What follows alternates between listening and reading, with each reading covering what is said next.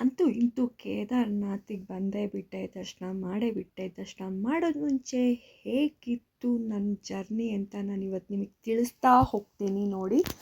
ಯಾಕಂದರೆ ಈ ಜರ್ನಿ ತುಂಬ ನೋಡಿದಷ್ಟು ಸುಲಭ ಇದ್ದಿಲ್ಲ, ಅಂದ್ಕೊಂಡಷ್ಟು ಸುಲಭ ಇದ್ದಿಲ್ಲ.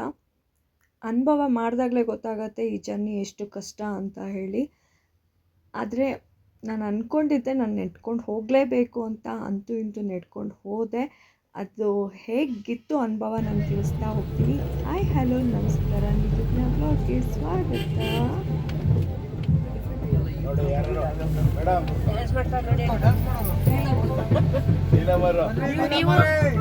ನೀಲಮ್ಮ ಮಾಡಿದ್ರೆ ಸಾಕು, ನೀಲಮ್ಮ ಜೊತೆ ಎಲ್ಲ ಮಾಡಬೇಕು.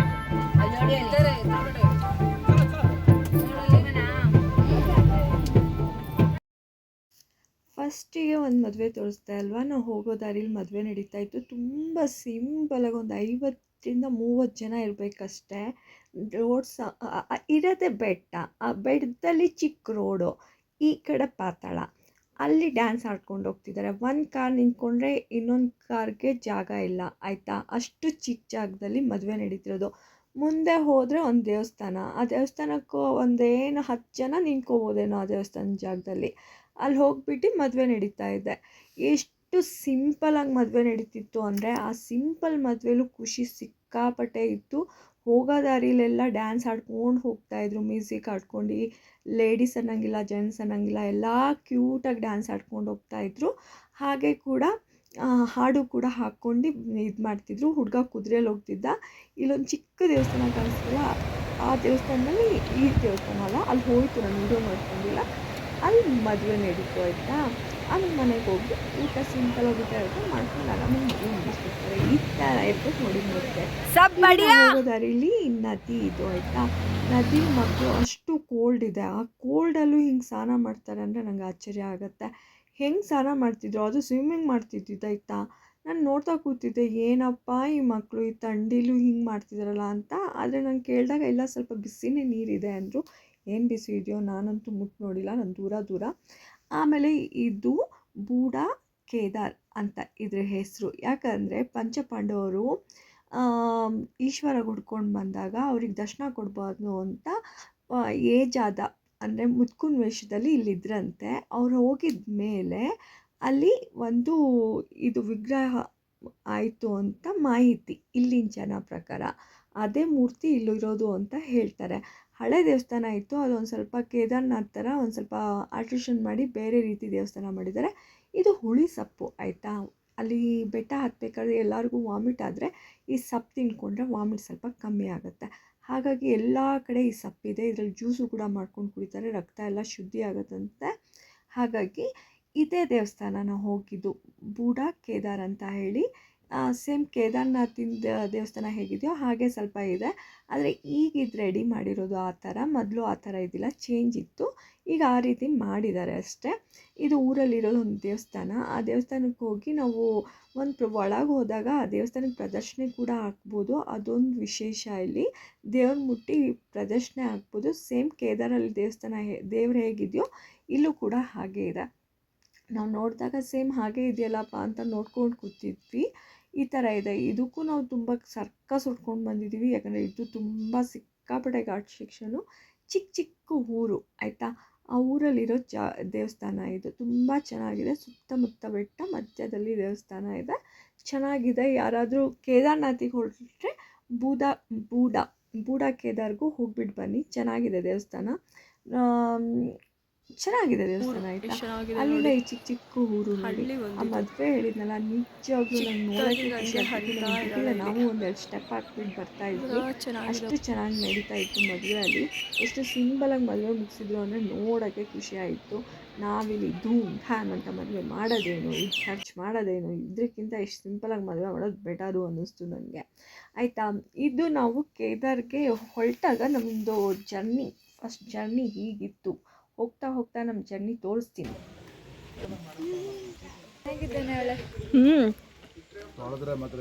ಅಯ್ಯೋ ಆದ್ರೂ ಕ್ಲೀನಾಗಿ ಹೊಟ್ಟೆಗೆ ಊಟ ಸಿಕ್ಬಿಟ್ರೆ ಇನ್ನೂ ಚೆನ್ನಾಗಿ ಆಗ್ತಾನೆ. ಕ್ಲೀನಾಗಿ ಹೊಟ್ಟೆಗೆ ಊಟ ಆದರೆ ಮಾಡಿರೋದಿಲ್ಲ ಮೇಡಮ್, ನ್ಯಾಚುರಲ್ ಆಗಿ ಉದುರೋಗಿರೋದು. ಹೌದು. ಅದು ಮಾಡಿಲ್ಲ, ಇದು ಮಾಮೂಲಿ ಬಿಟ್ಬಿಟ್ಟಿರ್ತಾರೆ. ಈಗ ಉದುರತ್ತೆ ಸರ್, ಆಮೇಲೆ ಏನಾಗುತ್ತೆ ಗೊತ್ತಾ, ಮತ್ತೆ ನೀಟಾಗಿ ಬಂದುಬಿಡುತ್ತೆ, ಆವಾಗ ಇನ್ನೂ ಚೆನ್ನಾಗಿ ಕಾಣಿಸ್ತಾನೆ. ಕೊಡು ಅಂತ. ಎಷ್ಟು ಕ್ಯೂಟಾಗಿತ್ತು ನೋಡಿ ನಾಯಿ. ಅಲ್ಲಿರೋ ನಾಯೆಲ್ಲ ಹಾಗೆ ಆಯಿತಾ, ತುಂಬ ಕ್ಯೂಟಾಗಿರುತ್ತೆ, ನೋಡೋಕ್ಕೆ ಖುಷಿ ಆಗುತ್ತೆ. ನಾವು ಎಲ್ಲೇ ಸಿಕ್ಕಿದ್ರು ಬಿಸ್ಕೆಟು ಅನ್ನ ಏನಾದರೂ ಕೊಟ್ಟು ಅದಕ್ಕೆ ಆಟ ಆಡಿಸ್ಕೊಂಡು ಬರ್ತಾಯಿದ್ವಿ. ನನಗಂತೂ ಅದು ತುಂಬ ಪರಿಚಯ ಆಗಿಬಿಡ್ತು. ಆಟ ಆಡಿಸು ಅಂತ ಉಲ್ಟಾ ಎಲ್ಲ ಬೀಳ್ತಿದೆ, ಕ್ಲೀನಾಗಿ ನಾನು ಮುಟ್ಟಿ ಇದೆಲ್ಲ ಮಾಡಿಸು ಅಂತ ಹೇಳಿಬಿಟ್ಟು. ನಾನಂತೂ ಇದೇನಪ್ಪ ಅಂದ್ಕೊಂಡೆ. ಏನಾದರೂ ನಮ್ಮ ಕಾರ್ ತೊಗೊಂಡೋಗಿದ್ರೆ ಎತ್ಕೊಂಡು ಹಾಕ್ಕೊಂಡು ಬರ್ತಿದ್ದೆ ಅಷ್ಟೇ. ಎಷ್ಟು ಕ್ಯೂಟಾಗಿತ್ತು ಗೊತ್ತಾ ಅದು. ಆಮೇಲೆ ಪ್ರೀತಿ ಮಾಡು ಅಂತ ಹೇಳಿಬಿಟ್ಟು ಮಸ್ತಿ ಬೇರೆ ತೋರಿಸ್ತಾ ಇದ್ದಾನೆ, ನನಗೆ ಇಲ್ಲಿ ಪ್ರೀತಿ ಮಾಡು, ಹಾಗೆ ಪ್ರೀತಿ ಮಾಡು ಅಂತ ಹೇಳಿಬಿಟ್ಟು. ಅಂದರೆ ನಾನು ಅಂದರೆ ಅದಕ್ಕೆ ಇಷ್ಟ ಆಗಿಬಿಡ್ತು, ಏನೋ ಒಂಥರ. ಯಾಕಂದರೆ ನಮ್ಮನೇಲಿ ನಾಯಿ ಇದೆಯಲ್ವಾ, ಹಾಗಾಗಿ ಅದಕ್ಕೆ ಗೊತ್ತಾಗ್ಬಿಡ್ತು ಇವ್ರು ನಿಜ ಮನಸ್ಸಿಂದ ಪ್ರೀತಿ ಮಾಡ್ತಿದ್ದಾರೆ ಅಂತ. ಹಾಗಾಗಿ ಪ್ರೀತಿ ಮಾಡು ಅಂತಿತ್ತು ಗೊತ್ತಾ. ಅದೇ ನೋ गंगोत कौन सा नदी बोला आपने? मंदाकिनी। इसे सहायक क्यों बोलते हैं? केदारनाथ से आती है ये गंगा नदी की, मतलब सहायक नदी है। हाँ। क्योंकि ये आगे जाके अलकनंदा नदी में मिलती है, फिर अलकनंदा नदी आगे जाकर भागीरथी नदी में मिलती है, फिर उसके बाद वो रुद्रप्रयाग बनती है। ये गए बार ये आया था ना, क्या पानी आके सभी डूब गए ना, ये पानी से। यही पानी था वो। यही पानी था। 2013 में मतलब फिर तो बहुत इतना पानी था, मतलब पूरा हाँ। होटल वगैरह सब बह गया भाई। ये पानी में इतना छोटा पानी। केदारनाथ में मतलब वहाँ काफ़ी बारिश हुई लगातार। ನೋಡಿದ್ರಲ್ಲ, ಹೋಗೋದು ಮುಂಚೆ ನಾವು ಎಷ್ಟು ಚೆನ್ನಾಗಿ ಮಾಹಿತಿ ತೊಗೊಂಡೋಗ್ತಿದ್ವಿ. ಇದು ಬಿಲ್ಕುಲ್ ಫುಲ್ ಕಳ್ಳ ಥರ ಆಯಿತಾ, ಬೆಳಗ್ಗೆನೆ ಚಳಿ ಇತ್ತು. ಹೆಚ್ಚು ಕಮ್ಮಿ ನಾವು ರೂಮ್ ಬಿಟ್ಟಾಗ 4 ಗಂಟೆ, ಇಲ್ಲಿಗೆ ಬಂದಾಗ ಗೌರಿಕುಂಡ್ ಹತ್ರ ಬಂದಾಗ ಹೆಚ್ಚು ಕಮ್ಮಿ 5 ಗಂಟೆ ಆಗಿತ್ತು. ಯಾಕಂದರೆ ನಮ್ಮ ರೂಮ್ ಇದ್ದಿದ್ದಕ್ಕೂ ಇಲ್ಲಿಗೂ ತುಂಬ ಡಿಫ್ರೆನ್ಸ್ ಇತ್ತು. ಇಲ್ಲೇನು ನಾನು ಹೋಗ್ತಾ ಇದ್ದೀನೋ, ಮೊನ್ನೆ ನ್ಯೂಸ್ ಬಂತಲ್ವ ನಿಮಗೆ, ಕಲ್ಲು ಬಿದ್ದು ಅಂದರೆ ಇಬ್ಬರು ಸತ್ತೋದ್ರು ಅಂತ, ಇದೇ ಜಾಗದಲ್ಲಿ ಅದಾಗಿದ್ದು. ಇಲ್ಲಿಂದ ಸ್ಟಾರ್ಟ್ ಆಗುತ್ತೆ ನಮ್ಮದು. ಮೊದಲು 1-2 ಕಿಲೋಮೀಟ್ರ್ ಟ್ರೆಕ್ಕಿಂಗ್ ಸ್ಟಾರ್ಟ್ ಆಗುತ್ತೆ. ಇಲ್ಲಿ ನಮಗೆ ಇದು ಮಾಡ್ತಾರೆ, ಹೋಗಿದ್ದು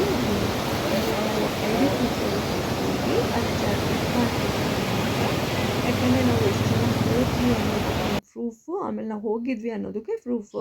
ಅದಾಗಿದ್ಮೇಲೆ ಇದೇ ಗೌರಿಕುಂಡ್. ಇಲ್ಲಿಂದ ಸ್ಟಾರ್ಟ್ ಆಗುತ್ತೆ ನಮ್ಮ ಟ್ರಕ್ಕಿಂಗ್. ಹೇಗಿತ್ತು ನಮ್ಮ ಟ್ರಕ್ಕಿಂಗ್ ಅಂತ ಹೇಳಕ್ಕೆ ಬರ್ತೀನಿ.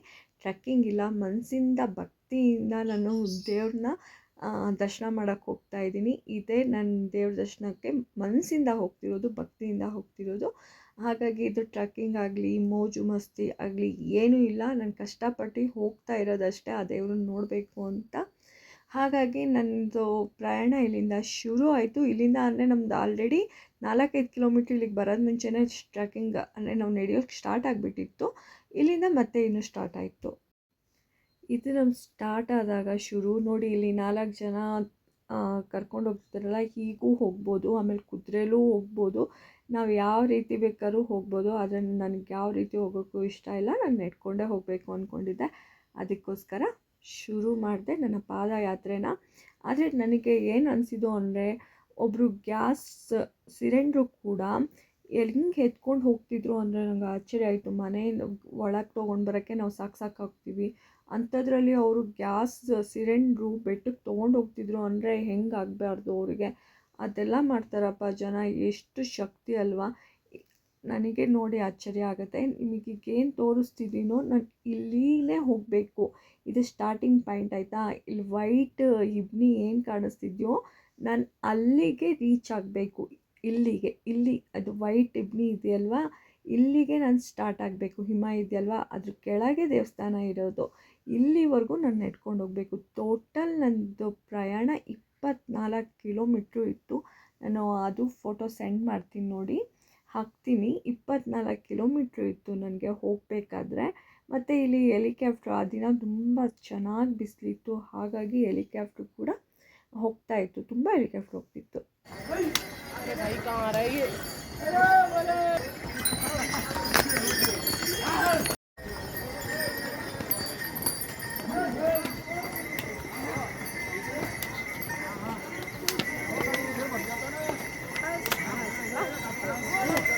ಎಷ್ಟು ಸಿಂಪಲಾಗಿ, ಅಯ್ಯೋ ಅಷ್ಟೇ ದೂರ ಅಲ್ವಾ ಹೋಗಿಬಿಡ್ತೀರಾ ಬಿಡಿ ಅಂತ ನೀವು ಅಂದ್ಕೋಬೋದು. ಇಲ್ಲ, ತುಂಬ ಕಷ್ಟ ಇದೆ. ಹಾಗೆ ಅಲ್ಲಿ ಕಡಲೆಕಾಳು ಬೇಯಿಸಿ ಅದಕ್ಕೆ ಸೌತೆಕಾಯಿ ಈರುಳ್ಳಿ ಹಾಕಿಟ್ಟಿರ್ತಾರೆ, ಅದನ್ನು ತೊಗೊಂಡ್ವಿ ಎನರ್ಜಿಗೋಸ್ಕರ. ಅದು ತಿನ್ಕೊಂಡು ಬೆಟ್ಟ ಹತ್ತಕ್ಕೆ ಸ್ಟಾರ್ಟ್ ಮಾಡಿದ್ವಿ.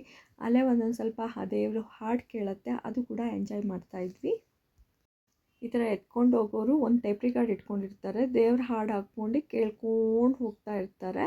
ಅದು ಬಂದಾಗ ಒಂದು ಸ್ವಲ್ಪ ಎನರ್ಜಿ ಜಾಸ್ತಿ ಆಗುತ್ತೆ, ಯಾಕಂದರೆ ದೇವ್ರ ಹಾಡಲ್ವಾ, ಅದು ಕೇಳ್ತಾ ಕೇಳ್ತಾ ನಾವು ಅದೇ ರೀತಿ ಹೆಜ್ಜೆ ಇಟ್ಕೊಂಡು ಹೋಗೋಣ ಅಂತ ಅನಿಸುತ್ತೆ. ಆದರೆ ಕುದುರೆಗೆ ನೋಡಿದ್ರೆ ಬೇಜಾರು ಕೂಡ ಆಗುತ್ತೆ, ಹೇಳ್ತೀನಿ ಮುಂದೆ ಯಾಕೆ ಅಂತ.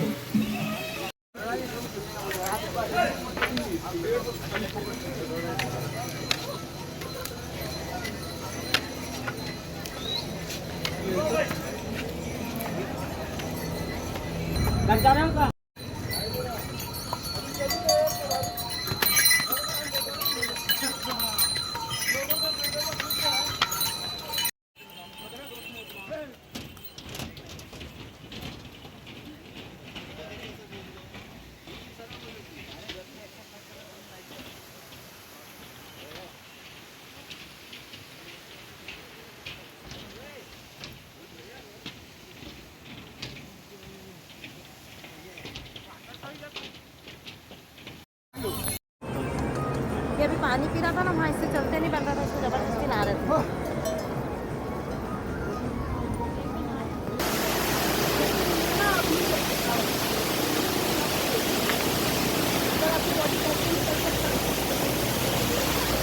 ಆ ಕುದುರೆ ನಿಂತಿತ್ತಲ್ಲ, ಅದೇನು ಗೊತ್ತಾ, ಅದು ಕುದುರೆ ಬಿದ್ದಿದ್ದು ಆಯಿತಾ. ನಾನು ಸರಿಯಾಗಿ ವಿಡಿಯೋ ಮಾಡಿಲ್ಲ.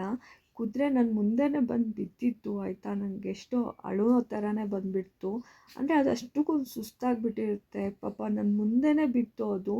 ಅದೇ ಜನ ಹೇಳ್ತಿದ್ದಿದ್ದು ಹಿಂಸೆಯಿಂದ ಕರ್ಕೊಂಡು ಬರ್ತಿದ್ರು ಅಂತ ಹೇಳಿ. ಆ ಥರ ಎಲ್ಲ ನಡೆಯುತ್ತೆ. ಆವಾಗ ಅನಿಸುತ್ತೆ ಕುದುರೆನೇ ಬೇಡ ಅಂತ. ಇದು ನೋಡಿ, ಯಾವ ಜಾಗದಲ್ಲಿ ಯಾವ ರೀತಿ ನೀರು ಬರುತ್ತೆ ಹೇಗೆ ಅಂತ ಹೇಳೋಕ್ಕೆ ಆಗಲ್ಲ. ಮಳೆ ಬಂದಾಗ ತುಂಬ ಹುಷಾರಾಗಿರಬೇಕು. ಯಾವಾಗ ಎಲ್ಲಿಂದ ನಮ್ಗೆ ಎತ್ಕೊಂಡು ಹೋಗುತ್ತೆ ಅಂತಲೂ ಹೇಳೋಕ್ಕಾಗಲ್ಲ, ಅದಂತೂ ನಿಜ.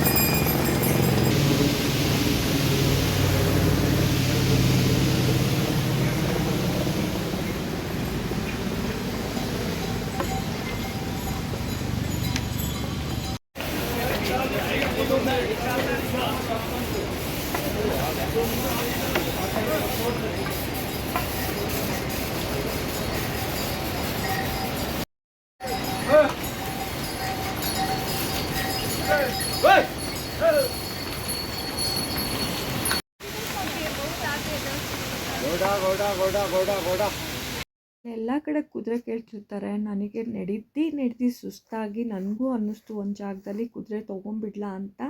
ಆವಾಗಲೇ ನನ್ನ ಕಣ್ಮುಂದೆ ಬಂದು ಬಿದ್ದಿದ್ದು ಕುದುರೆ. ಆವಾಗ ಅನ್ನಿಸ್ತು ನಾನು ಯಾವುದೇ ಕಷ್ಟ ಬಂದರೂ, ಎಷ್ಟೇ ಕಷ್ಟ ಆದರೂ ನಾನು ಹತ್ತೀನಿ ಅಂತ ಡಿಸೈಡ್ ಮಾಡ್ಕೊಂಡು ಮತ್ತೆ ಕುದುರೆ ಸವಾಸಕ್ಕೆ ಹೋಗಿಲ್ಲ, ಹತ್ಕೊಂಡು ಹೋಗ್ತಿದ್ದೆ. ಫಸ್ಟ್ ಡೇ ಅಂತೂ ಫುಲ್ ಬಿಸಿಲು, ತುಂಬ ಚೆನ್ನಾಗಿತ್ತು ವೆದರ್ ಕೂಡ. ಹೆಲಿಕಾಪ್ಟರ್ ಹೋಗ್ತಾನೆ ಇತ್ತು. ನಮ್ಮ ಟೀಮಲ್ಲಿ ತುಂಬ ಜನ ಹೆಲಿಕಾಪ್ಟ್ರಲ್ಲೇ ಹೋಗಿ ದರ್ಶನ ಮಾಡ್ಕೊಂಡು ಬಂದಿದ್ದು.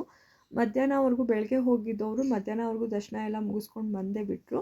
ನಿಮಗೆ ಇದೇನು ಹೊಸ ದಾರಿ ತೋರಿಸ್ತಿದ್ದೀನೋ, ನೆಕ್ಸ್ಟ್ ವರ್ಷ ಅದು ಹೊಸ ದಾರಿ ಆಗುತ್ತೆ ಇದು. ಯಾಕಂದರೆ ಇಲ್ಲಿ ಬರೀ ಮನುಷ್ಯರು ಮಾತ್ರ ಹೋಗೋಕ್ಕೆ ಮಾಡಿಕೊಡ್ತಾರಂತೆ, ಕುದುರೆ ಈ ಕಡೆ ಮಾಡ್ತಾರಂತೆ. ಯಾಕಂದರೆ ಕುದುರೆ ತುಂಬ ಡಿಸ್ಟರ್ಬ್ ಮಾಡುತ್ತೆ ಜನಕ್ಕೆ. ಆಮೇಲೆ ತುಂಬ ಕುದುರೆ ಬರಬೇಕಾದ್ರೆ ನಮಗೆ ಕಾಲಲ್ಲಿ ಹೊಡೆಯುತ್ತೆ ಅಂತ ಬೈಕ್ ನಾವು ಇದು ಮಾಡ್ತೀವಿ. ಹಾಗಾಗಿ ಬೇರೆ ಜಾಗ ಮಾಡ್ತಿದ್ದಾರೆ. ಮುಂದಿನ ವರ್ಷ ಹೋದರೆ ಕೇದಾರ್ನಾಥಿಗೆ ನೀವು ಈ ಜಾಗದಲ್ಲಿ ಹೋಗ್ಬೋದು. ಅಲ್ಲಿ ಕುದುರೆಗಳಿಗೆ ಅಂದರೆ ಕುದುರೆಗಳು ಹೋಗಂಗಿಲ್ಲ, ಬರೀ ಮನುಷ್ಯರು ಮಾತ್ರ ಹೋಗಬೇಕು. ಕುದುರೆಗೆ ಬೇರೆ ದಾರಿ ಇದೆ. ಆಮೇಲೆ ಹೋಗ್ತಾ ನಾನು ಸ್ವಲ್ಪ ಶಾರ್ಟ್ಕಟ್ಟು ತೊಗೊಂಡೆ, ಯಾಕಂದರೆ ಶಾರ್ಟ್ಕಟ್ ಡೇಂಜರ್ ಇತ್ತು. ಆದರೂ ನಂಗೆ ನಡೆಯೋಕ್ಕಾಗಲ್ಲ, ಹಂಗೆ ತುಂಬ ಕಾಲು ನೋವು ಬರ್ತಿತ್ತಲ್ಲ ಅಂತ ಶಾರ್ಟ್ಕಟ್ಟಲ್ಲೂ ಟ್ರೈ ಮಾಡಿಬಿಟ್ಟೆ. ಅದು ಫುಲ್ ಹಪ್ಪಿರುತ್ತೆ, ಶಾರ್ಟ್ಕಟ್ ಇನ್ನೂ ಕಷ್ಟ. ಹಾಗೂ ನಾನು ಅದು ಕೂಡ ಬಿಟ್ಟಿಲ್ಲ, ಅದು ಟ್ರೈ ಮಾಡಿದೆ. ಯಾಕಂದರೆ ಕುದುರೆ ತೊಗೊಳಕ್ಕೆ ಮನಸ್ಸಿಲ್ಲ, ಹತ್ತಲೇಬೇಕು. ಹಾಗಾಗಿ ಕಷ್ಟಪಟ್ಟು ತುಂಬ, ಅಂದರೆ ದೇವರು ಹೋಗಿ ಎಷ್ಟು ಮೇಲಿದ್ದಾನೆ ಅಂದರೆ ಬೇರೆ ಜಾಗನೇ ಸಿಕ್ಕಿಲ್ವಾ ಅಂತ, ಅಷ್ಟು ಅಷ್ಟು ಮೇಲಿದ್ದಾರಲ್ಲ ಜನ, ಅಲ್ಲೂ ಕೂಡ ಬಿಟ್ಟಿಲ್ಲ. ಅಲ್ಲೂ ನಾನು ಬರ್ತೀನಿರು ಅಂತ ಅಲ್ಲೂ ಹುಡ್ಕೊಂಡೋಗಿ ಜೀವ ತಿನ್ಕೊಂಡು ಬರ್ತೀವಿ, ನನಗೆ ಹಂಗೆ ಮಾಡು ಹಿಂಗೆ ಮಾಡು ಅಂತ. ಅಲ್ಲೂ ನೆಮ್ಮದಿಯಾಗಿರೋಕ್ಕೆ ಬಿಡಲ್ಲ ನಾವು.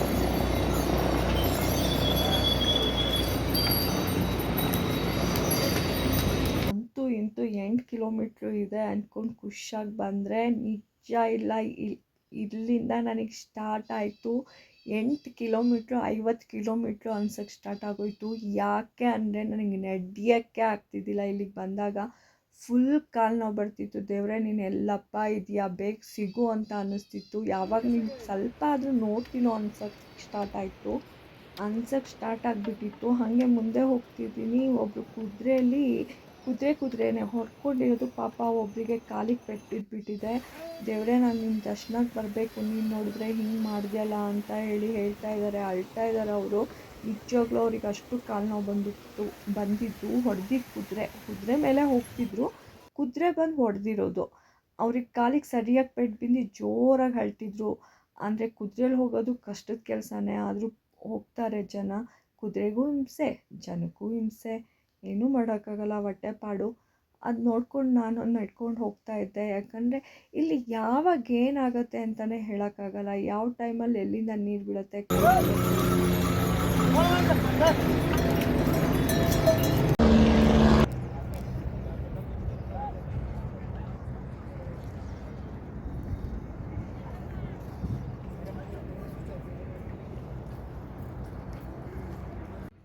ಇದು ನೋಡಿ, ನಾನು ಶಾರ್ಟ್ಕಟ್ ತೊಗೊಂಡಿದ್ದೆ. 8 ಕಿಲೋಮೀಟ್ರ್ ಇದೆ ಅಂದಾಗ ಶಾರ್ಟ್ಕಟ್ ಟ್ರೈ ಮಾಡ್ತಿದ್ದೆ. ಹಿಂಗಿದೆ, ಈ ಕಡೆ ಫುಲ್ ಪಾತಾಳ, ಈ ಕಡೆ ನಡ್ಕೊಂಡು ಹೋಗಬೇಕು. ಸ್ವಲ್ಪ ಮಿಸ್ ಆದರೆ ಟ್ರೈ ಅಂತ ಬಿದ್ದೋಗ್ತೀವಿ, ಆ ಥರ ಇದೆ. ಹಾಗೂ ಅಲ್ಲಿಂದನೂ ಹೋದೆ. ನನಗೆ ಲಾಸ್ಟ್ ಅನ್ಸೋಕ್ಕೆ ಶುರು ಆಯಿತು, ದೇವರೇ ಕಣ್ಣಿಗೆ ಕಾಣಿಸ್ಕೊಳಪ್ಪ, ಹೋಗ್ಲಿ ಸ್ವಲ್ಪ ಆದರೂ ದರ್ಶನ ಕೊಡಪ್ಪ ಅಂತ ಅನ್ನಿಸ್ತಿತ್ತು. ಹೋಗ್ಲಿ ದೇವ್ರ ಮಂದಿರ ಇದೆಯಲ್ವ, ಅದಾದರೂ ಕಾಣಿಸಿದ್ರೆ ಸ್ವಲ್ಪ ಎನರ್ಜಿ ಬರುತ್ತೆ ಅಂತ ಅನ್ನಿಸ್ತಿತ್ತು. ಅದು ಕೂಡ ಕಾಣಿಸ್ತಿದ್ದಿಲ್ಲ, ಸ್ವಲ್ಪನೂ ಕಾಣಿಸ್ತಿದ್ದಿಲ್ಲ. ಆಮೇಲೆ ನಮ್ಮ ಟೀಮಲ್ಲಿ ಫಸ್ಟ್ ಹೋದರು, ಅವ್ರು ನನಗೆ ಕಾಲ್ ಮಾಡ್ತಾಯಿದ್ದಾರೆ, ಇನ್ನೂ ಒಂದು 2 ಕಿಲೋಮೀಟ್ರ್ ಇದೆ ಅನ್ನಂಗೆ, ಆಯಿತಾ. ಅವ್ರು ಒಂದು 2-3 ಕಿಲೋಮೀಟ್ರ್ ಇದ್ದಂಗೆ ರೀಚ್ ಆದರು. ಅವ್ರು ನನಗೆ ಕಾಲ್ ಮಾಡಿದರು, ಆಯಿತಾ, ಎಲ್ಲಿದ್ದೀರಾ ನೀವು ಬನ್ನಿ ಅಂತ ಹೇಳಿ. ಸರಿ ಬರ್ತೀನಿ ಅಂತಿದ್ದೀನಿ, ಹೋಗೋಕ್ಕೆ ಆಗ್ತಾಯಿಲ್ಲ. ಯಾಕಂದರೆ ಒಂದು 3 ಕಿಲೋಮೀಟ್ರ್ ಅಂತೂ ಎಷ್ಟು ಕಷ್ಟ ಆಯಿತು ಅಂದರೆ, ಆದರೂ ನಮಗೆ ಏನೂ ಕಾಣಿಸ್ತಾ ಇದ್ದಿಲ್ಲ, ಆಯಿತಾ. ಇಷ್ಟು ಕೂಡ ಕಾಣಿಸ್ತಿದ್ದಿಲ್ಲ. ಹೆಂಗಾಗ್ತಿತ್ತು ಬೇಜಾರು ಗೊತ್ತಾ.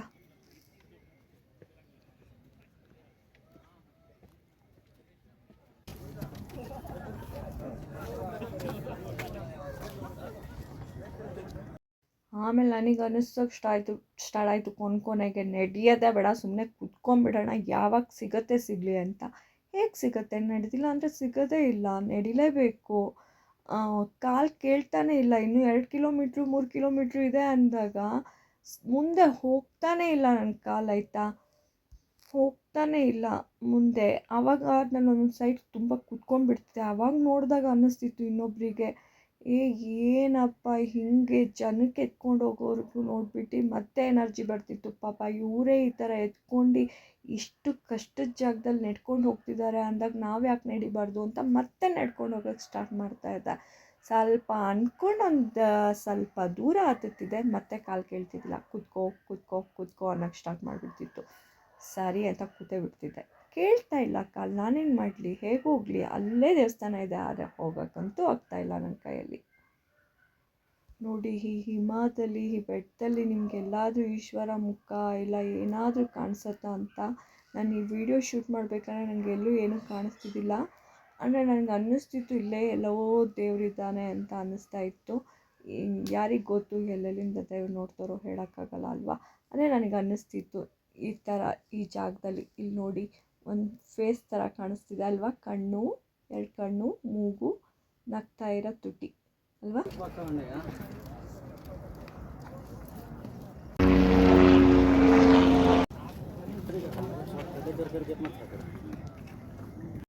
ಅವರು ಬ್ಯಾಗೆಲ್ಲ ಹಾಕ್ಕೊಂಡು ಎತ್ಕೊಂಡು ಹೋಗ್ತಿದ್ರಲ್ವ, ಅವ್ರಿಗೆ ನೋಡಿ ಕೂಡ ನನಗೆ ಎನರ್ಜಿ ಬರ್ತಿತ್ತು. ಏನಪ್ಪ ಹಿಂಗೆ ಕಷ್ಟಪಡ್ಕೊಂಡು ಮನುಷ್ಯರಿಗೆ ಎತ್ಕೊಂಡು ಹೋಗ್ತಾರೆ, ನಾನು ಯಾಕೆ ನಡಿಬಾರ್ದು ಅಂತ ಹೇಳಿ.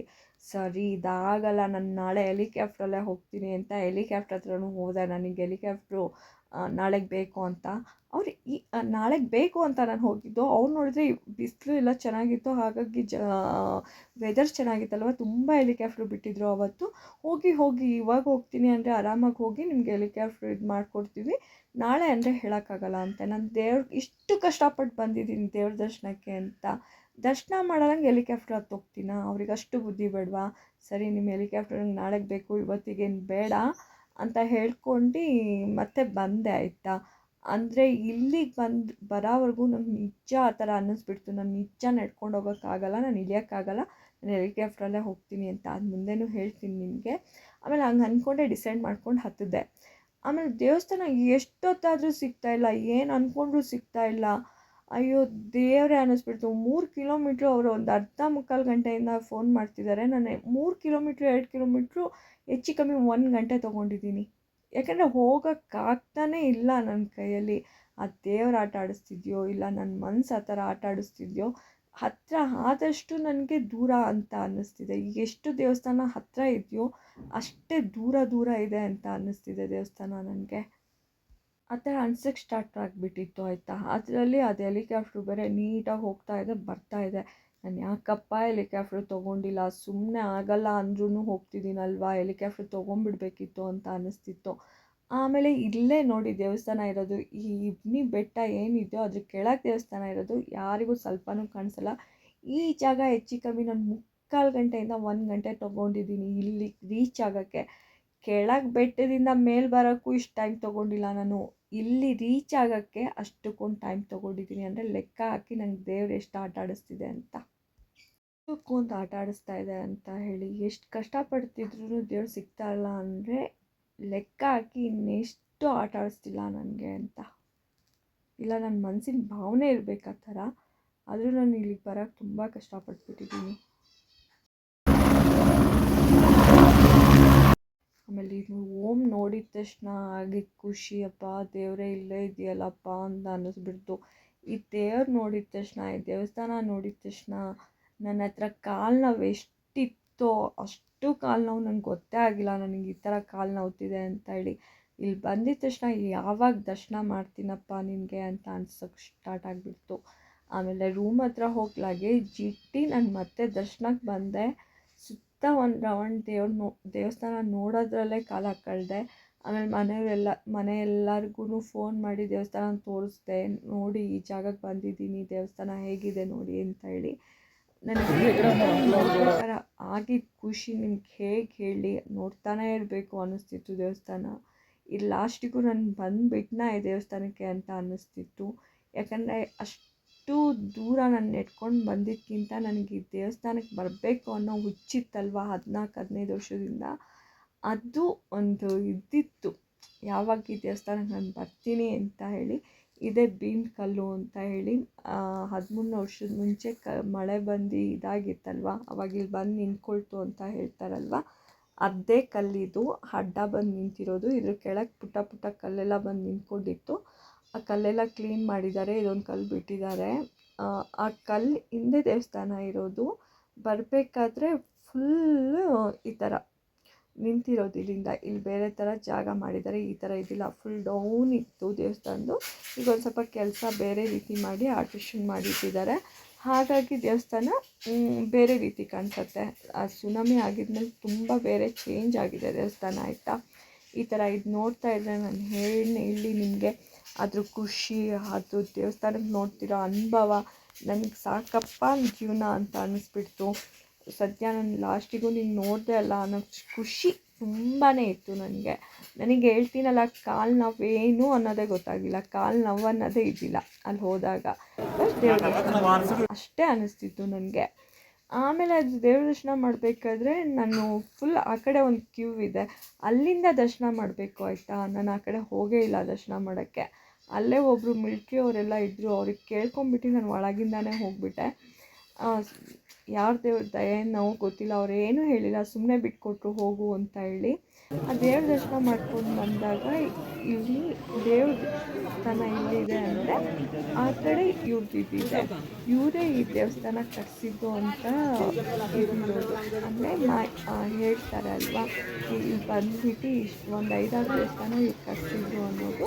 ಅವ್ರ ಮೂರ್ತಿ ಕೂಡ ಇಲ್ಲೇ ಇದೆ, ಶಂಕರಾಚಾರ್ಯ ಅವ್ರ ಮೂರ್ತಿ ಕೂಡ ಇಲ್ಲೇ ಇಟ್ಟಿದ್ದಾರೆ. ಇದು ಕೂಡ ನೋಡ್ಕೊಂಡು ಬರ್ಬೋದು. ಒಂದು ಅದೇನೋ ಇದ್ರ ಥರ ರಂಗೋಲಿ ಮೇಲೆ ಅದು ಶಂಕರಾಚಾರ್ಯನ ಕೂರಿಸಿರೋದು ತುಂಬ ಚೆನ್ನಾಗಿದೆ. ಹಾಗಾಗಿ ಇದೆಲ್ಲ ನೋಡ್ಕೊಂಡು ಮತ್ತೆ ನಾನು ಬಂದಿದ್ದು ಫುಲ್ ಇದು ನೋಡ್ಕೊಂಡು ಲಾಸ್ಟಿಗೆ ಇದು ಆರತಿ ನಡೆಯುತ್ತೆ. ಯಾವ ಆರತಿ ಅಂದರೆ 6:30ಗೆ ಆರತಿ ನಡೆಯುತ್ತೆ ಶಿವನಿಗೆ. ಅದಕ್ಕಂತೂ ಜನ ಫುಲ್ ಆಚೆ ಒಳಗೆ ಎಲ್ಲ ಫುಲ್ ಜನ ಇರ್ತಾರೆ ಆರತಿ ನಡಿಬೇಕಾದ್ರೆ. ನನಗೆ ಗೊತ್ತಿಲ್ಲ, ನಾನು ರೂಮಿಗೆ ಹೋಗ್ಬಿಟ್ಟಿದ್ದೆ ದೇವ್ರ ದರ್ಶನ ಎಲ್ಲ ಮುಗಿಸ್ಕೊಂಡು. ಮತ್ತೆ ಹೇಳಿದ್ದಕ್ಕೆ ನಾನು ಮತ್ತೆ ಓಡಿ ಬಂದೆ.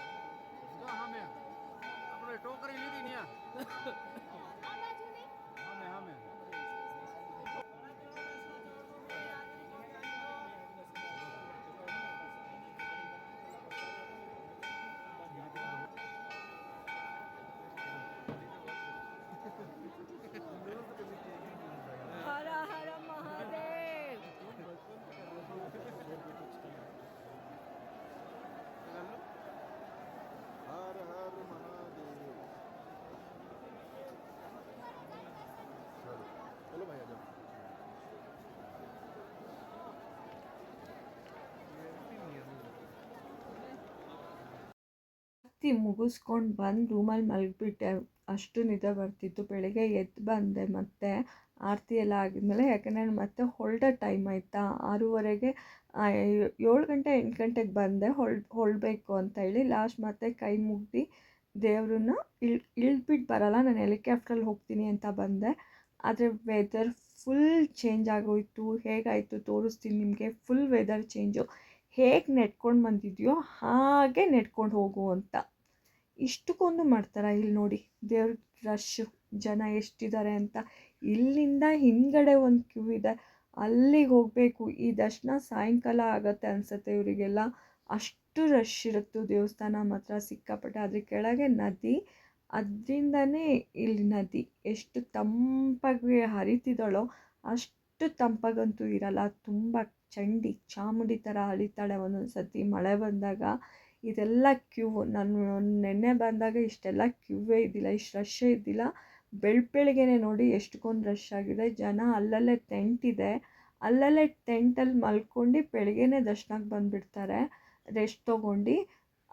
ರಾತ್ರಿ ಎಲ್ಲ ನಡೀತಾರೆ, ಸ್ವಲ್ಪ ಬೆಳಗ್ಗೆನೆ ಬೇಗ ಎದ್ದು ನಡೀತಾರೆ, ನಡ್ಕೊಂಡು ಬಂದುಬಿಟ್ಟು ಇಲ್ಲಿ ದರ್ಶನಕ್ಕೆ ನಿಂತ್ಕೊಳ್ತಾರೆ. ಇಲ್ಲಿವರೆಗೂ ಬಂದಿತ್ತು ದರ್ಶನ ಕ್ಯೂ, ಇದ್ರಕ್ಕಿಂತ ಜಾಸ್ತಿ ದರ್ಶನ ಕ್ಯೂ ಇರುತ್ತೆ. ಆದರೆ ಇಲ್ಲಿಗೆ ಬಂದಿತ್ತು ನಾನು ರಿಟರ್ನ್ ಬರಬೇಕಾದ್ರೆ. ನನಗಂತೂ ಹೆಲಿಕಾಪ್ಟ್ರು ತುಂಬ ಹೊತ್ತು ಕಾಯ್ದೆ, ಸಿಕ್ಕಿಲ್ಲ. ವೆದರ್ ಚೇಂಜ್ ಆಗಿಬಿಟ್ಟಿತ್ತು, ಲಾಸ್ಟ್ 11 ಗಂಟೆವರೆಗೂ ಕಾಯ್ದೆ, ಸಿಕ್ಕಿಲ್ಲ. ಸಿಗೋ ಮೂಮೆಂಟ್ ಇತ್ತು, ಆದರೂ ನನಗೆ ಸಿಕ್ಕಿಲ್ಲ.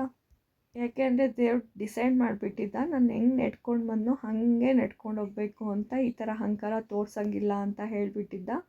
ಅದಕ್ಕೋಸ್ಕರ ನನಗೆ ವೆದರೇ ಚೇಂಜ್ ಆಗೋಯಿತು. ಫುಲ್ ವೆದರ್, ಹೆಲಿಕಾಪ್ಟರ್ ಅವತ್ತು ತುಂಬ ತಿರುಗೇ ಇಲ್ಲ. ಫಸ್ಟ್ ಡೇ ಎಷ್ಟು ತಿರುಗ್ತಿತ್ತೋ ಮಾರನೇ ದಿನ ಫುಲ್ ಒಂದು 4ರಿಂದ 5 ಹೆಲಿಕಾಪ್ಟರ್ ಅಷ್ಟೇ ತಿರುಗಿರೋದು, ಕ್ಲೋಸ್ ಆಗಿಬಿಡ್ತು.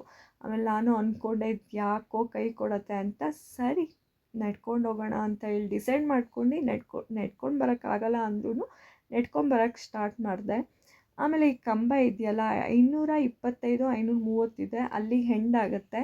0ಇಂದ ಸ್ಟಾರ್ಟ್ ಮಾಡಿದರೆ 500 ಚಿಲ್ಲರೆ ಬರುತ್ತೆ, ಅಲ್ಲಿವರೆಗೂ ಹತ್ಕೊಂಡು ಹೋಗಬೇಕು. ಈ ಕಂಬ ಅಷ್ಟು ಸುಲಭದ ಕೆಲಸ ಅಂತೂ ಅಲ್ವೇ ಅಲ್ಲ, ತುಂಬ ಕಷ್ಟದ ಕೆಲಸ. ಸರಿ ಅಂತ ನಾನು ಹತ್ತಬೇಕಾದ್ರೆ ನನಗೆ ಹತ್ತಿ ಎಲ್ಲ ಆಗಿದ್ಮೇಲೆ ದೇವ್ರ ದರ್ಶನ ಎಲ್ಲ ಮಾಡಬೇಕು ಅಂತ ಅಂದ್ಕೊಂಡಿದ್ಮೇಲೆ ನಂಗೆ ಸ್ವಲ್ಪನೂ ಕಾಲು ನೋವು ಇದ್ದೇ ಇಲ್ಲ. ಹೇಳಬೇಕು ಅಂದರೆ ಫುಲ್ ಕಾಲು ನೋವು ಹೋಗಿತ್ತು ನಂದು. ಮಾರನೇ ದಿನ ನಾನು ಫುಲ್ ಬೆಟ್ಟ ಇಳಿದ್ಬಿಟ್ಟು ಬರಬೇಕಾದ್ರೆ ಹತ್ತಿದ್ದು ಮತ್ತು ಇಳಿದಿದ್ದು ಕಾಲು ನೋವೆಲ್ಲ ಸ್ಟಾರ್ಟ್ ಆಯಿತು. ಈ ಥರ ಮಳೆ ಬಂದರೆ ಇಲ್ಲಿ ಹೇಳೋಕ್ಕೆ ಆಗಲ್ಲ, ಎಲ್ಲೆಲ್ಲಿಂದ ಕಲ್ಲು ಬೀಳುತ್ತೆ, ಎಲ್ಲೆಲ್ಲಿಂದ ಮಣ್ಣು ಬೀಳುತ್ತೆ, ಎಲ್ಲೆಲ್ಲಿಂದ ನೀರು ಬೀಳುತ್ತೆ ಅಂತ ಹೇಳೋಕ್ಕಾಗಲ್ಲ. ಅದಕ್ಕೋಸ್ಕರ ಅಲ್ಲಿ ನೋಡಿಬೇಕಾದ್ರೆ ನೀವೇ ಯಾವಾಗ ಯಾವ ಜಾಗದಲ್ಲಿ ಮಣ್ಣು ಹಾರ್ಕೊಂಡು ಬಂದಿದೆ ಬಿದ್ದಿದೆ ಅಂತ ಹೇಳೋಕ್ಕಾಗಲ್ಲ. ಅದು ಹೋಗ್ತಾ ಇರಬೇಕು, ನೋಡ್ಕೊಂಡು ಸೀನರಿ ಹೋಗ್ತಾ ಇರಬೇಕು. ನನಗೆ ಅನಿಸಿದ್ದೇನು ಗೊತ್ತಾ, ಲಾಸ್ಟಿಗೆ ಇಳಿಬೇಕಾದ್ರೆ, ದೇವರೇ ನಿನ್ನ ದರ್ಶನ ಅಂತೂ ಮುಗಿಸ್ತಿದ್ದೀನಿ, ಆಮೇಲೆ ಇಲ್ಲಿ ನಿಂತ್ಕೊಳ್ಳೋದ್ರಲ್ಲಿ ಇಲ್ಲ ಇದರಲ್ಲಿ ಅರ್ಥನೇ ಇಲ್ಲ. ಯಾಕಂದರೆ ನೀನು ಯಾವ ಜಾಗದಲ್ಲಿ ಯಾವ ರೀತಿ ನಮಗೆ ಇದು ಮಾಡ್ತೀಯ ಅಂತ ಹೇಳೋಕ್ಕೆ ಆಗಲ್ಲ ಅಂದ್ಕೊಂಡು ಮಳೆ ಬರ್ತಿತ್ತು ಆಯಿತಾ. ಫುಲ್ ಮಳೆ ಸ್ಟಾರ್ಟ್ ಆಗಿಬಿಡ್ತು. ಹಾಗೂ ನಾವು ಇದು ಜರ್ಕಿನ್ ಹಾಕ್ಕೊಂಡು ಕೋಟ್ ಹಾಕ್ಕೊಂಡು ಇಳ್ದು ಬರೋಕ್ಕೆ ಸ್ಟಾರ್ಟ್ ಮಾಡಿಬಿಟ್ಟೆ. ದೇವರೇ ನಿನ್ನ ಸವಾಸ ಅಲ್ಲಪ್ಪ, ಸುಮ್ಮನೆ ನಡ್ಕೊಂಡು ಹೋಗೋದೇ ಬೆಟರು, ಯಾಕಂದರೆ ಎಲ್ಲಿಂದ ಏನು ಬೀಳಿಸ್ತೀಯ ಅಂತ ನೀನು ಹೇಳೋಕ್ಕಾಗಲ್ಲ ಅಂತ. ಆಮೇಲೆ ಇಲ್ಲೆಲ್ಲ ನೀರಿದೆಯಲ್ವಾ, ಅದೆಲ್ಲ ಎಷ್ಟು ಚೆನ್ನಾಗಿತ್ತು ಗೊತ್ತಾ. ಬಾಡಿ ಹೀಟ್ ಆಗಿಬಿಟ್ಟಿರುತ್ತೆ, ನಾವು ನಡೀತಾ ನಮ್ಮ ಬಾಡಿ ಬಿಸಿ ಆಗಿಬಿಟ್ಟಿರುತ್ತೆ. ಹಾಗಾಗಿ ನಾವು ಈ ಕೋಲ್ಡ್ ನೀರು ಕುಡಿತಿದ್ದೀವಿ ಅಂತಲೇ ಹೇಳೋಕ್ಕಾಗಲ್ಲ, ಇನ್ನೂ ಕುಡಿಬೇಕು ಅನಿಸುತ್ತೆ. ಹಾಗಾಗಿ ನಾನು ಎಲ್ಲೆಲ್ಲಿ ನೀರು ಸಿಗುತ್ತೋ ಅಲ್ಲೆಲ್ಲ ನೀರು ತೊಗೊಂಡು ಕುಡ್ದಿರೋದೆ. ನೀರು ಬಾಟಲಿಗೆ ತುಂಬೋದು, ಕುಡಿಯೋದು, ಆ ಥರ ಮಾಡ್ತಾಯಿದ್ದೆ. ಅಷ್ಟು ಬಾಳಿಕೆ ಆಗ್ತಿತ್ತು. ವೆದರ್ ನೋಡಿ ಹೆಂಗೆ ಚೇಂಜ್ ಆಗ್ತಾಯಿದೆ ಅಂತ, ಫುಲ್ ವೆದರ್ ಚೇಂಜ್ ಆಗ್ತಿದೆ. ಅದಕ್ಕೆ ನಿನ್ನ ಸವಾಸ ಅಲ್ಲಪ್ಪ ಅಂತ ನಾನು ಮಳೆ ಬರ್ತಿದ್ರು ನಾನು ನೆಟ್ಕೊಂಡು ಹೋಗ್ತಾನೇ ಇದ್ದೆ. ಎಲ್ಲಿ ನಿಂತರು ಯಾವಾಗ ಏನಾಗುತ್ತೆ ಅಂತ ಹೇಳೋಕ್ಕಾಗಲ್ಲ ಅಂತ. ಇಲ್ಲೊಂದೊಂದೊಂದು ಇದಾಕಿದ್ದಾರೆ, ಏನಂತಾರೆ ಅದಕ್ಕೆ, ಇದರಲ್ಲೂ ನೀರು ಕುಡಿಬೇಕು ಅನಿಸ್ತಾ ಇದೆ ನನಗೆ. ಅದಕ್ಕೆ ನೀರು ಕುಡಿಯೋಕ್ಕೆ ಬರ್ತಿದ್ದೀನಿ. ಕೋಲ್ಡ್ ನೀರು ಫುಲ್ಲು ಸುತ್ತಲೂ ಈ ಥರ, ಅದು ಚೆನ್ನಾಗಿರುತ್ತೆ ಕುಡಿಯೋಕ್ಕೆ.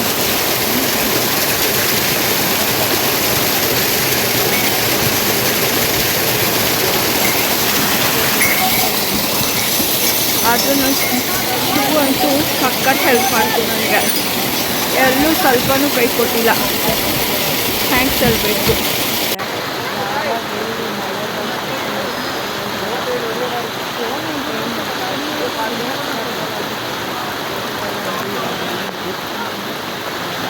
ಇಂಥ ಮಳೆಲೂ ನಾನು ನೆಟ್ಕೊಂಡು ಬಂದುಬಿಟ್ಟಿದ್ದೀನಿ. ಈ ಪಕ್ಷಿ ನೋಡಿ ಎಷ್ಟು ಕ್ಯೂಟಾಗಿತ್ತು, ನೋಡೋಕ್ಕೆ ಅಂದರೆ ಅಷ್ಟು ಕ್ಯೂಟಾಗಿತ್ತು.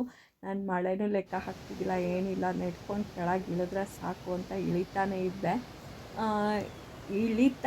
ಮಳೆ ಅಂತೂ ಜೋರಾಗಿ ಬರ್ತಿತ್ತು. ಹೋಗಲಿ ಒಂದು ಅಂಗಡಿಲಿ ನಿಲ್ಲೋಣ ಅಂತ ಅಂದ್ಕೊಳ್ತೀವಿ ಆಯಿತಾ, ಆ ಅಂಗಡಿನೂ ಬೆಟ್ಟದ ತುದಿಲಿ ಒಂದೇನೋ ಗ್ರಿಪ್ ಹಾಕ್ಕೊಂಬಿಟ್ಟು ಕಟ್ಟಿರ್ತಾರೆ. ಏನಾದರೂ ಸ್ವಲ್ಪ ಮಣ್ಣು ಕುಸಿತ ಆಯಿತು ಅಂದರೆ ಅದು ಫುಲ್ಲು ಅಂಗಡಿನೇ ಬಿದ್ದೋಗುತ್ತೆ ಕೆಳಗೆ. ಎಲ್ಲಿ ನಿಂತ್ಕೊಂಡ್ರೂ ಆ ದೇವ್ರು ಸೇಫ್ ಕೊಟ್ಟಿಲ್ಲ. ಅಂಥ ಜಾಗದಲ್ಲಿ ಹೋಗಿ ಆ ದೇವ್ರು ಕೂತ್ಕೊಂಡ್ಬಿಟ್ಟಿದ್ದಾನೆ. ಅಷ್ಟು ಇದ್ರ ಜಾಗದಲ್ಲಿ ದೇವ್ರು ಕೂತಿರೋದು. ಹಾಗೂ ನಾವು ಬಿಡಲ್ಲ, ಅಲ್ಲೂ ಹೋಗಬೇಕು, ಅಲ್ಲೂ ಜೀವ ತಿನ್ನಬೇಕು, ಅಲ್ಲೂ ನಮಗೇನು ಬೇಕು ಅದು ಕೇಳ್ಕೊಂಡು ಬರ್ಬೇಕು ನಾವು, ಅಂಥ ಜನ ನಾವು. ಆದರೆ ನಾನು ಹೋಗಿದ್ದಿದ್ದು ನಿಜ ದೇವ್ರಿಗೆ ನೋಡೋಕ್ಕೆ ಅಂತಲೇ. ನೋಡಬೇಕು ಹೇಗಿದೆ ಅಲ್ಲಿದೆಲ್ಲ ಅನ್ನೋ ಆಸೆಗೆ ಹೋಗಿದ್ದು. ಆದರೆ ಎಲ್ಲರೂ ಅದೇ ಆಸೆಗೆ ಹೋಗ್ತಾರೆ ದೇವಸ್ಥಾನಕ್ಕೆ, ಎಲ್ಲರೂ ಇದ್ರ ಥರ ಹೋಗಲ್ಲ. ನಾನು ಸುಮ್ಮನೆ ಹೇಳಿದ್ದು. ಎಲ್ಲರೂ ಅವ್ರವ್ರೊಂದು ಭಾವನೆಯಲ್ಲೇ ಹೋಗೋದು ದೇವಸ್ಥಾನಕ್ಕೆ. ಏನೋ ಒಂಥರ ಹೋಗಿ ಬರಬೇಕಾದ್ರೆ ಅಂತೂ ಆಗ್ತಿದ್ದಿದ್ದು ಖುಷಿ ಒಂದೊಂದಲ್ಲ. ನಂಗೆ ಆ ದೇವ್ರು ನೋಡಿದ್ದೇ ಒಂದು ದೊಡ್ಡ ಖುಷಿ. ಆ ಥರ ಇಲ್ಲೂ ಸ್ಕ್ಯಾಮ್ ನಡೆಯುತ್ತೆ. ಕುಟುಂಬ ಸಮೇತ ಬಂದಿದ್ದೀವಿ, ಪರ್ಸ್ ಕಳೆದೋಗ್ಬಿಟ್ಟಿದೆ, ದುಡ್ಡಿದ್ರೆ ಕೊಡಿ ಅಂತ ಕೇಳ್ತಾರೆ. ಸರಿ ಅಂತ ನಾವು ಕೊಟ್ಬಿಡ್ತೀವಿ. ಅದೆಲ್ಲ ಸ್ಕ್ಯಾಮ್ ಆಯಿತಾ. ಆ ಥರ ಟೀಮ್ ಮಾಡ್ಕೊಂಡು ಬರೋದು, ಇವ್ರದ್ದೆಲ್ಲ ಬರೀ ನಾಟಕ. ನಾನು ಕೊಟ್ಟೆ, ಆಮೇಲೆ ಅನ್ನಿಸ್ತು ನನಗಿದು ನಾಟಕ ಅಂತ. ಆದರೂ ಬಿಡು, ದೇವ್ರ ಸನ್ನಿಧಾನಕ್ಕೆ ಬಂದಿದ್ದೀನಿ, ಹೆಂಗೋ ಅಂತ ಹೇಳ್ಕೊಟ್ಬಿಟ್ಟು ಬಂದೆ. ಆದರೆ ಸೀನರಿ ಮಾತ್ರ ಹೇಳಬೇಕು, ಅಷ್ಟು ಚೆನ್ನಾಗಿದೆ, ಅಷ್ಟು ಅಂದರೆ ಅಷ್ಟು ಚೆನ್ನಾಗಿದೆ. ತುಂಬ ಜಾರತ್ತೆ, ಮಳೆ ಕೂಡ ಬಂದುಬಿಡ್ತಲ್ವ, ಹಂಗಾಗಿ ಫುಲ್ ಜಾರ್ತಿತ್ತು ಇಳಿಬೇಕಾದ್ರೆ. ನಾವು ಕಡ್ಡಿನೂ ಕಳ್ದಾಕೊಂಡ್ಬಿಟ್ಟೆ, ಹಾಗೂ ಹೆಂಗೆಂಗೋ ನೆಟ್ಕೊಂಡು ಬಂದೆ ಆಯಿತಾ. ಆದರೆ ನನಗೆ ಈ ಶೂ ಹೇಳಲೇಬೇಕು. ನನ್ನ ತುಂಬ ಒಂದು 5-6 ವರ್ಷ ಶೂ. ಇದಕ್ಕಿಂತ ಮುಂಚೆ 4 ಶೂ ತೊಗೊಂಡೆ, 3 ಶೂ ತೊಗೊಂಡೆ ಟ್ರಕ್ಕಿಂಗಿಗೆ ಅಂತ. ಅದೆಲ್ಲ ಬಿಟ್ಟು ಲಾಸ್ಟಿಗೂ ನನ್ನ ಶೂ ಮೇಲೆ ಭರೋಸೆ ಇತ್ತು ನನಗೆ, ಇದ್ದೇ ತೊಗೊಂಡೋದೆ. ಎಲ್ಲೂ ಸ್ವಲ್ಪ ಕೂಡ ನನಗೆ ಇದಾಗಿಲ್ಲ, ಸ್ಲಿಪ್ ಆಗಿಲ್ಲ, ಎಲ್ಲೂ ಕೂಡ ಏನೂ ಅನಿಸಿಲ್ಲ. ಅಷ್ಟು ಚೆನ್ನಾಗಿ ಹತ್ತಿಸ್ತು ಮಾತ್ರ ನನಗೆ. ನಾನು ಆ ಶೂ ಮತ್ತೆ ತೊಗೊಂಡ್ಬಂದಿದ್ದೀನಿ, ಅಷ್ಟು ಗಲೀಜಾಗಿಬಿಟ್ಟಿದೆ, ಆದರೂ ತೊಗೊಂಡ್ಬಂದಿದ್ದೀನಿ. ವಾಟ್ರ್ ಪ್ರೂಫು ಅಲ್ಲ, ಆದರೂ ಆ ಶೂ ನನಗೆ ಎಲ್ಲೂ ಒಂದು ಸ್ವಲ್ಪನೂ ಅಷ್ಟು ಜಾರ್ತಾ ಇದ್ರೂ ಸ್ವಲ್ಪನೂ ನನಗೆ ಎಲ್ಲೂ ಕೈ ಕೊಟ್ಟಿಲ್ಲ ಅಲ್ವಾ ಶೂ.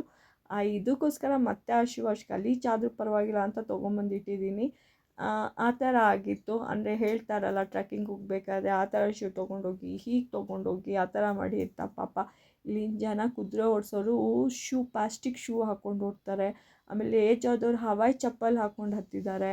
ನೋಡ್ತಾ ಇದ್ದರೆ ನಾವು ಏನು ನಮಗೆ ಬೇಡ ಅನಿಸುತ್ತೆ. ಯಾಕಂದರೆ ಹತ್ತೋ ಶ್ರದ್ಧೆ ಇದ್ದು ನಾವು ಹತ್ತಲೇಬೇಕು ಅಂದರೆ ನಮಗೆ ಯಾವುದು ಮ್ಯಾಟರ್ ಆಗೋಲ್ಲ, ಅದಂತೂ ನಿಜ. ನಾನು ತುಂಬ ಜನಕ್ಕೆ ನೋಡಿ ಕಲಿತೆ, ನಿಜ, ಯಾವುದು ಏನು ಮ್ಯಾಟರ್ ಆಗೋಲ್ಲ. ಹತ್ತಬೇಕು ಅನ್ನೋ ಶ್ರದ್ಧೆ ಬೇಕು ಅಷ್ಟೇ.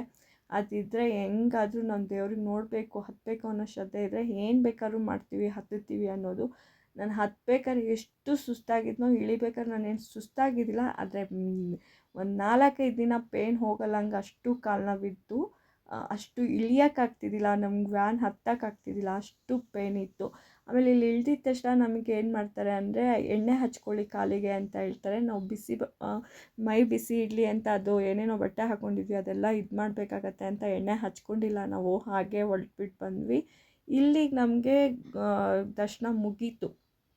ಇಲ್ಲಿಂದ ನಾವು ಬೇರೆ ಕಡೆ ಹೋದೆ, ಅದು ನಿಮಗೆ ತೋರಿಸ್ತೀನಿ. ನಿಮಗಿಷ್ಟ ಆದರೆ ಲೈಕ್ ಮಾಡಿ, ಕಮೆಂಟ್ ಮಾಡಿ, ಮತ್ತು ಆದಷ್ಟು ಶೇರ್ ಮಾಡಿ ಅಂತ ಹೇಳ್ತೀನಿ. ಇದಿತ್ತು ನಾನು ಕೇದಾರ್ನಾಥಿನ ದೇವ್ರ ದರ್ಶನ ಮಾಡಿದ್ದು.